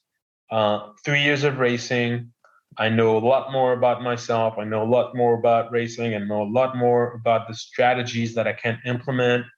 And I'm just looking forward to get back there and do an even better job. And I'm like, if I can do an even better job for the first half of the Tour Divide, then I will be ahead of the record by even maybe just a couple hours more. And then it will be, I will climb Sand Mountain, go down to Steamboat Springs, and past Steamboat Springs, I will be like, all right, now it's the second part. Now it's like I have done the first part. I need to do the second one and just get there and finish it. And I know, I mean, I raced it in 16, finished it in 16, came in third. I know how to finish it. I know how to do well during this race, so I'm not afraid. I mean, I have a lot of experience, a lot more experience than I had 3 years ago. And yeah, I just need to get the job done. Let me ask you this question on the topic of media. One of my personal dreams has been to go like set up my van at the end of Tour Divide and interview people like right as they finish. I mean, it kind of is in this. I mean, obviously, I won't be on the route, but as a racer, what are your thoughts on that? Like, do you think that would like people would be like, oh man, that's great, yeah, let's chat, or people are like, you're not supposed to be here. This is sacred ground, like go away. I don't know. You're the first person I've asked, so I'd be happy to do an interview with you at the end of Tour Divide, actually. Okay, I might be there then. I mean, there's a way that it's funny to finish and no one's there except for Jeffrey Sharp, which lives in Achita and sometimes picks up racers. There's a way that is funny, but I'm all for giving you my first impressions, after I finished. I mean, I like media. I like the attention. I like, just sharing. Yeah, just telling, all right, this is how it went. This is how I feel. And people are interested. People want to know. For sure. Yeah, for sure.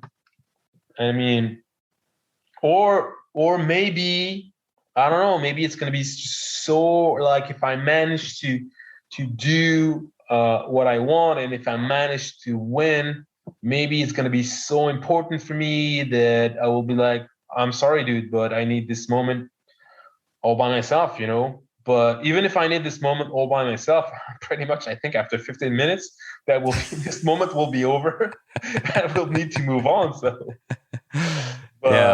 yeah, it could be. Yeah, fun. I mean, that's my approach to media. Like, I would just sit there, and if somebody wanted to talk to me, they could, and if they don't want to, they don't have to. All right. Yeah, I mean, I did it when I finished Atlas Mountain Race. Obviously, there's a finish there. There's cameras. There's the race organizers. There's volunteers, and you finish, and you get your brevet card stamped, and yeah, there's stuff happening, and you do it, and it's part of the race. And yeah, it's part of that race, but it's like we talked about. I mean, the Tour Divide is kind of special, and I want to be respectful of everybody's experience there, and so I have my own personal, debates about wanting to be involved at an appropriate level, and respect the athletes.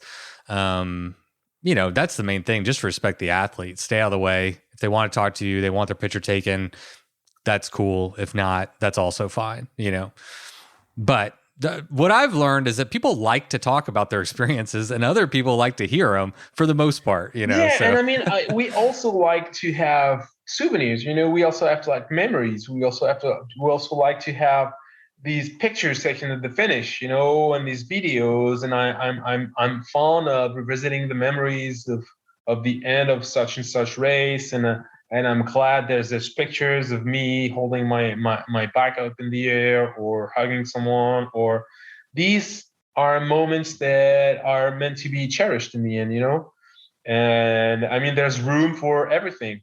I mean, you can be there and in your van, and I know you're there, and I'm just gonna live my moment by myself for, I don't know, 10, 15 minutes, and then when it's over, and when I'm like, all right, I did it, then I can come and visit with you and tell you, well, this is how it went, and this is how I feel, and probably, in 10 years, I will be really happy to listen to the recording and be like, all right, yeah, this is how I felt, and it's great that someone was there to capture this moment.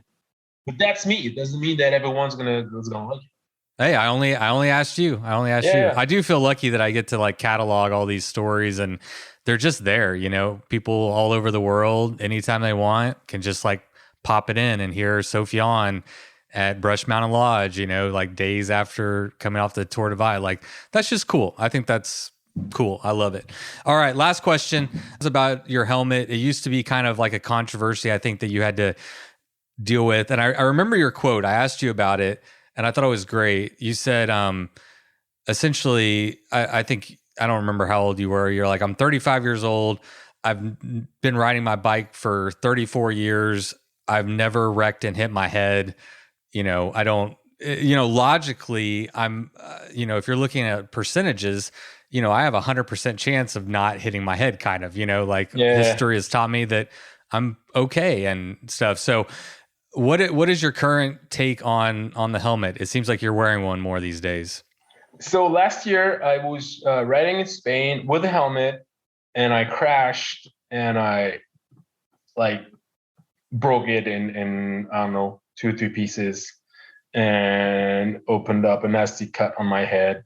And I was happy that I had one. And now it's just like it became natural for me to wear one. And it's not that I changed my take on helmets. I'm like really fine with anyone that doesn't want to wear one and like feels like they don't need one. It's just that after this happened, I do feel more comfortable wearing one because, well, now that I know that it can happen to me, I'm like, I might as well protect my head. Yeah, might as well. I was just lucky that it happened when I was wearing one. Yeah, no, it was interesting not interesting, but I guess it only takes once, And I've personally gone back and forth with wearing helmets, not wearing helmets, and your comment, and I'm the same way. I mean, I've been riding a bike for 38 years and I've never crashed and hit my head. And so, our reflexes are that we're going to protect our head. I mean, that's the first thing we're going to do. But yeah, like, I've had Anna Claire Beasley on. I've talked to other people who like have had concussions or had really bad accidents, and it was a good thing that they had a helmet on. And I've kind of just landed on, sometimes I don't, it depends on what I'm doing, but I'd say 95% of the time I just put a helmet on because you never know, but I'm with you. It's like anyone should be able to do whatever they want to do. It's the same thing. It's like, I don't think it should be controversial. It should just stay a personal choice. We shouldn't have helmet laws because I think they're counterproductive. And we shouldn't, shame people that rather won't wear their any sort of protective gear. Yeah, it should just be like, if you want to wear one, just wear one. If you don't want, all right, that's fine that should be fine with everyone. If you want to race AZT with the media crew, that's fine. If you don't, that's also fine. Yeah. As long as there's an asterisk. Exactly. And you actually, should be fine with the asterisk, and you should understand. I think anyone that wants to have a say in this matter should understand that John Schelling had no other choice than to enforce a rule that was written down. Yeah. And I hope that he will decide to come on the podcast.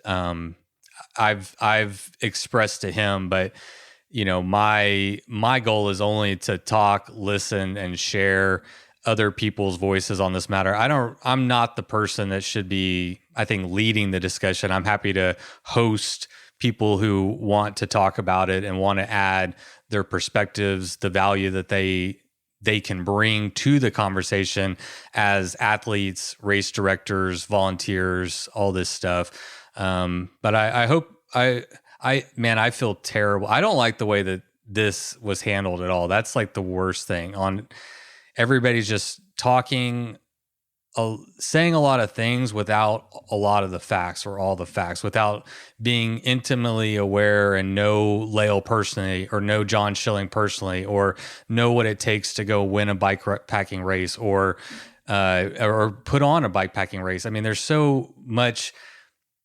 It's why, like, we talk about this stuff, because people and situations are not binary. We are complex. Things can be complex, and they're worth talking about, and not just accusing people. Don't accuse John, don't accuse Lael without getting a chance to talk to him and understand, where they're coming from is where I hope we can go in that direction, Yeah, and this is why I came on the show. This is because I've met Lael, I've met John, I've raced unsupported, with crews, without crews.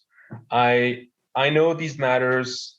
I've had time to reflect on these questions, and I feel like, yeah, it was important that someone, a voice in the community, would stand up for the race organizers and stand up for the ethos of the bikepacking. And yeah, if there's one thing that I want to say to bring this to a conclusion, is that I want to thank the race organizers, because they are such a huge part of the community, and we don't tell it enough how much their work and their dedication is just such an important part of what we do and who we are as racers and as backpackers.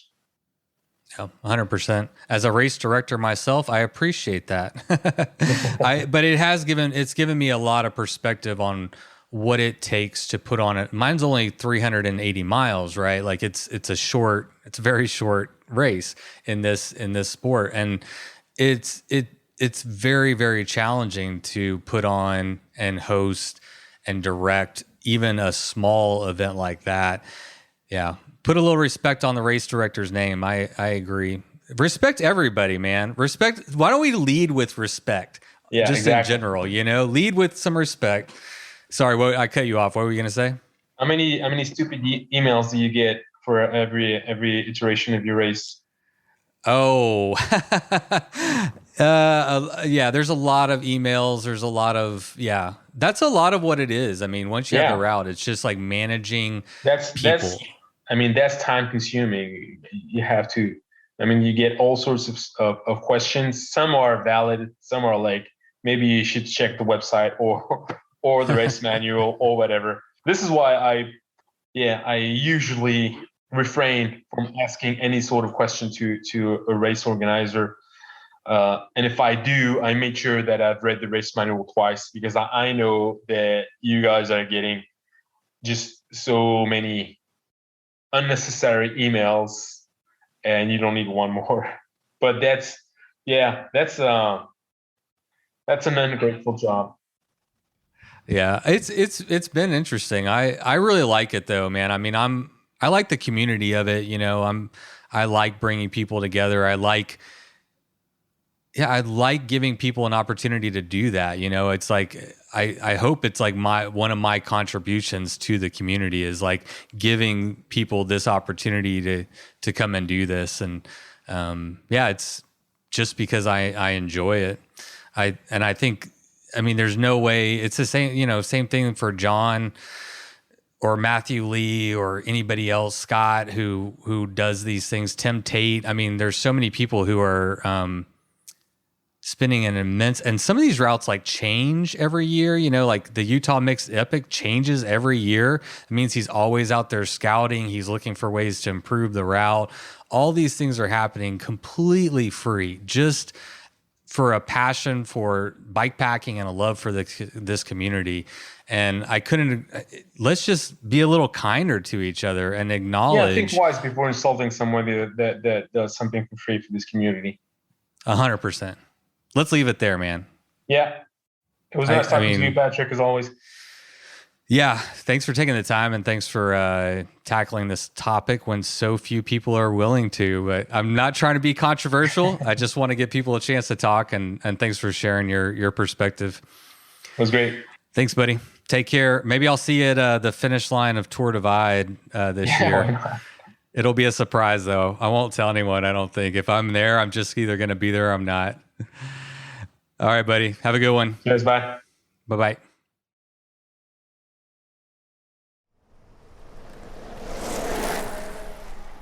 Okay, everybody, thank you so much for being here today. And again, a huge thank you to Sofiane for coming on and having a thoughtful and reasoned discussion about a very hot topic right now in our community. Sofiane had some excellent points, and I really appreciate him being willing to come on and share those with us so that we can all learn, grow, and benefit from his words.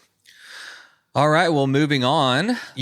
Next week's episode is going to be with Haley Moore, who just set a new FKT on the Ozark Gravel Doom Loop, or as Andrew Honorma, the race director, likes to call it, just Doom. I'm really excited to talk to her, and I think with all the FKT conversation that's going on, it'll be fun to get her perspective on everything that's going on. It's a great story. If y'all haven't checked it out, I actually did an episode with Brent Stepanek, episode 99, I believe. I went up there and did some media coverage of his FKT attempt at a distance. And then afterwards, we did a podcast. And so it'll be exciting to have Haley come on and talk about her experience in contrast to his. And also, she kind of smashed his time. No offense, Brett, but times are times. And she put up a massive effort. So I'm really excited to talk to her. That episode will come out next week, and it'll be perfect timing because next weekend is going to be the Doom race. It's the first Grand Depart there in Oark, Arkansas. I am going to be going up there. So if you're going to be there, I'm looking forward to seeing you. I will take your picture. I might stick a microphone in your face. Who knows? Things could get wild. But mostly I'm just looking forward to seeing everybody up there. So if you're out there at Doom, come and holler at your boy. Looking forward to being out there in the woods with all you crazies. And that's it. Until next week, get off the damn internet and go ride your damn bike. It was the middle of the night. You grabbed your knife and you held it tight. The sounds of beasts kept you awake. The sounds they made kept you afraid. In the morning, you packed your bike. Memories forgotten from the previous night. You rode faster than ever before. Was it your imagination or merely folklore? Fear turned into strength as you pushed further. Every pedal stroke stronger and firmer. Your bike feels weightless, your legs aren't tired. You think to yourself, just a few more miles. Bikes, oh, death, bikes.